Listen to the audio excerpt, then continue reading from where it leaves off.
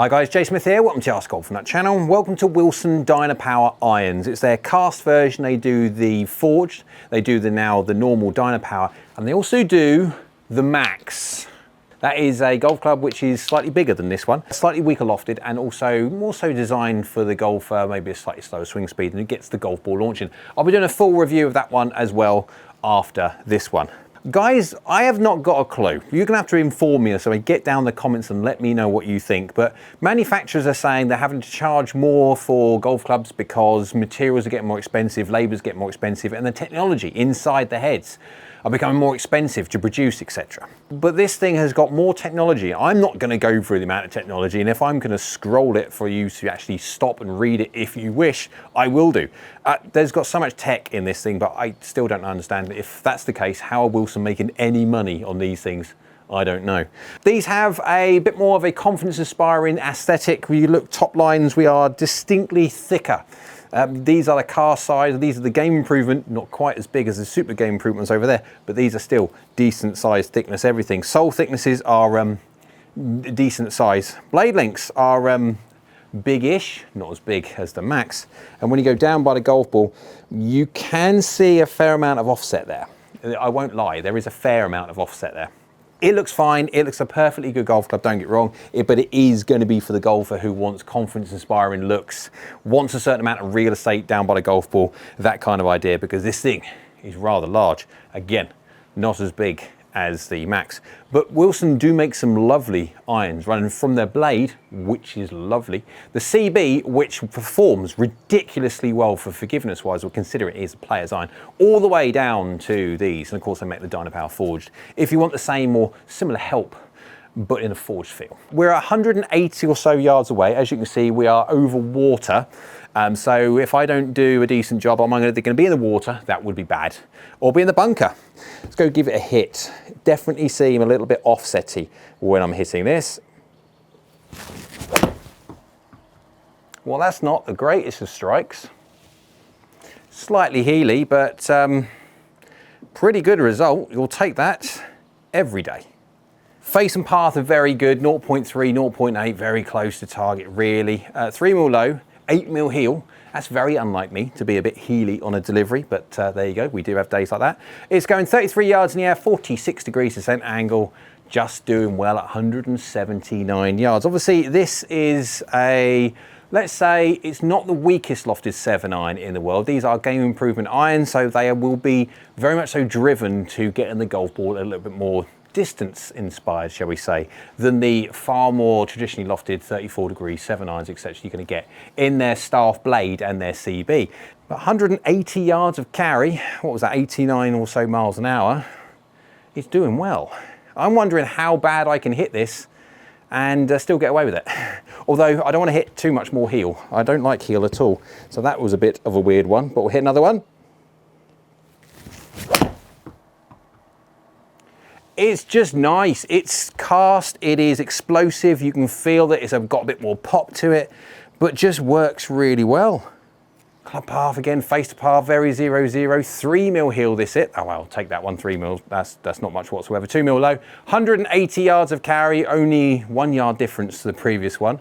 35 yards in the air, 47 degrees descent angle. That's stopping on any green, guys. That's working just so well. I'm at a loss. I really don't get it. Now, okay, I'm struggling to pick holes in this golf club because it just works really well. Feels pretty good considering it is a game improvement iron, it's hollow bodied and stuff. But okay, maybe the black badge at the back, that's not going to be everybody's cup of tea. But I'm struggling because like Wilson makes some really good stuff. Their drivers are really good. Their irons are amazingly good. The CB is one of the best irons on the market. So why aren't Wilson in more people's golf bags? I do struggle with that, comment below, because they just work really well. And the more I use of their equipment, it's just beggars belief as to why they don't do much better.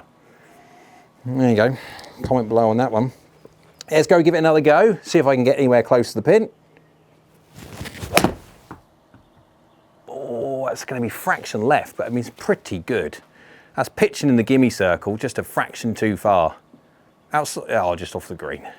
Club par, face to par, very good. Strike was fractionally munchy, fractionally high, 4 mil, just get away with that one, unlike me. 182 yards of carry, so 2 yards extra, that was it. 33 yards in the air, 46 degrees descent angle. Again, it's just stopping on the greens. It works really well. I could see so many golfers using this type of iron. Of course, they do have the max, if you are so way inclined. I'll be doing that one after this video, but Wilson are the most winningest, is that even a word? I'm coining that phrase, winningest manufacturer, I think, on tour from the point of view of major winners. And so, I don't get it. I really don't get how they're not one of the top selling brands with all the equipment that they make. It has to be to do with their fitting ability to be able to be in loads and loads of places, retail environments and stuff like that. It must have something to do with that. It must have something to do with their availability of being demoed by golfers, because if you just get it in golfers' hands, it's really difficult to pick holes in them because they just do such a really, really good job. I mean, it's like ridiculously easy to hit this thing. And this is not even the max. Good. Club path and face to path, again, fairly close to 0. Strikes, pretty good as well. 38 yards in the air, 49 degrees descent angle. When I just want to hit it up fractionally higher, it just works so well. Why are more people not using these things? I mean, okay, aesthetics, there's so many different ways of people decide what they want to buy. It's not just performance, it is how it looks, how it feels, and all that kind of thing. I get it. I'm definitely down the other side of the spectrum, around the player side, because I like the aesthetics, I like the feel, etc. But if you just went on performance, it's just so good. Right, last one, because if I could be hitting this all day, because it is just so much fun hitting this thing. I'm interested to see how well it works from weird and wonderful parts to face, because people will be whacking this from weird and wonderful parts. Well, there's a weird and wonderful thin. Oh, look at that. It's going to be straight in there. Yeah, just out of the gimme circle. Not bad. Club speed 88 miles an hour, club path and face to path is not bad at all. And that's interesting, strike 1 mil hill, 4 mil low. I felt that far more low on the face than it actually was. And so generally when you're looking at these kind of irons, the game improvement irons with hollow bodied, etc., generally they lose feel, they lose their feedback of where you hit on the face. They can get a little bit numb, but this one really, I can still feel where I'm hitting it on the face, which is good. It's working really well. I'm looking forward to hitting this all over the face. Let's go whack it for some extreme toe, low and heel shots. Let's go see how well that one does from that point of view. And let's also go test it at slow swing speed, medium and fast, 70, 80 and 90 miles an hour. Let's go see what happens to this new DynaPOWER iron when you start taking speed away. So to the interesting part of the video where we go have a look at how the Wilson DynaPOWER irons get on when I hit it at 3 different swing speeds, 70, 80 and 90 miles an hour, and also captured my forgiveness data as well, the unique way of understanding just how forgiving and how much ball speed you drop off when you don't hit the middle. So on the screen you can see the information for the 3 different swing speeds. On the top you've got the ball data, on the bottom you've got the clubhead data. We'll come into the clubhead data in a little bit, but you can see the red is 70 miles an hour, the yellow is 80 miles an hour, and the blue is 90 miles an hour. Let's go straight to do the red first. You can see a carry of 136 yards, peaking up at 20 yards in the air and descending at 38.4. So as a common thing you'll find with 7 irons, especially at a slow swing speed, 70 or so miles an hour, you'll find that a 7 iron is going to be touch and go whether it's going to be functional or not. What I mean by functional is that ball has got to come into a green with some form of idea that it's going to stop. There's no point you flying a 7 iron into a green, because if you've got forced carry, whether it be rough or water or a bunker in front of the green, when that golf ball comes into the green and it just shoots off straight out the back, you have to have a really very soft green if you're going to try and stop it with a very shallow descent angle. 38.4 is a touch shallow for me, I'll be honest. I like to see something 40 degrees or more. At 30.5 degrees, it's going to have to be fairly soft for it to stop. So I would say, generally speaking, if you're going to be a 70 mile an hour or sub 70 from a point of view of 60 something odd miles an hour, a 7 iron at this loft is maybe going to be a bit tricky for you to stop. So if you go to an 80 miles an hour swing though, 162 yards, that goes 28 yards in the air and 44 degrees descent angle straight away, absolutely fine. What a difference 10 miles an hour makes. At that speed, you could potentially have a 6-iron and even have conversations about the 5-iron. 44 degrees going in with a 7-iron, you're going to look at possibly around about sort of 42.5 maybe for the 6-iron, and maybe get away with 41 or so degrees for the 5-iron. But I would definitely have a chat with your fitter on that one, because these are normal hits, and from a functional point of view, everyone doesn't hit the middle all the time, and so when you don't hit the middle and they do go in a little bit more shallow, I'd want a little bit of wiggle room there. So potentially on the 5-iron for an 80 mile an hour swing speed, I'd probably go into a hybrid or a very high lofted fairway wood as a better option. If you go the full on 90 miles an hour, the blue carry goes to 180 yards, peak height is 37 yards in the air, and descent angle is 48.5 degrees. That is fairly high, and you at that point you could have any number in the bag you want. Now of course at 28 degrees of loft, I would potentially think that these are going to be a little bit strong lofted for the very fast swing speed golfer. These are carrying 180 yards, and my 7-iron is around about 34 degrees and goes 164. The reason why I don't like too long a distance with the irons is because the distance gaps between the irons sometimes get a bit too big, and it comes a little bit difficult because every single shot you'll find is an in-between club, and so you have to have in-between shots, etc. It gets a bit complicated. It's always nice just to have nice staggered distances, and sometimes at hyper fast swing speeds and even faster than 90 miles an hour, it does get a little bit tricky. If you want to have a look at the club head data though, you can see the swing speed 70.4, 80.2 and 90.6, all within very small amounts of the 10 mile an hour gaps. Efficiencies 1.39, 1.39, 1.38. Attack angles very, very close, within half a degree. Club paths no different, within a very small amount, and faces within a very small amount as well. And loft, if you see the more important loft, to try and keep everything as apples for apples testing, 24.7, 24.4 and 24.8, even though you've got a 70, 80 and 90 mile an hour swing speed, all those differences there, the loft is kept within a very small amount of tenths of a degree. And I've got my face impact on there for you to see. So let's go see how forgiving this golf club is when you don't quite hit the middle, and we don't hit the middle all the time. This is a very, very unique golf club when it comes to Wilson, what they have made. They've made a rather impressive in one way and rather, I won't say unimpressive in other, but it is honest. So what you can see on the screen there is the heat map. How you generate that heat map is effectively hit it all over the face and measure how much ball speed comes off when you take into account face to path differences and loft differences, etc. When you nullify all them out and actually see how much ball speed retention you have, it's rather very, very good on lateral misses. If you are going to hit lateral on this golf club, it's amazing. So if you haven't seen this grid before, if you look at the very top, you've got from 0 to minus 22 on the right hand side, and left hand side is plus 22. We are basically looking at the golf club face on. So the right hand side minus 22 is the heel, and the left hand side is the toe. And we've also got high and low as well. That blue line, that dotted blue line, dashed blue line, is basically turf interaction line. If you hit a golf ball higher than around about sort of 5-6 millimeters on the face, you are interacting with the ground first, i.e. chunk, heavy, fat, whatever word you want to use for it. You're going to be interacting with the ground and taking a square yard of wherever you are in the world out first before the golf ball. But this golf club is possibly the best out of toe shots and heel shots I have seen on all of the 50 plus or so irons now that we got on the database from www.askgolfnut.com. And it basically measures and has on the database every single one of these heat maps from all of the irons that I've tested, so you can compare against all of the other ones.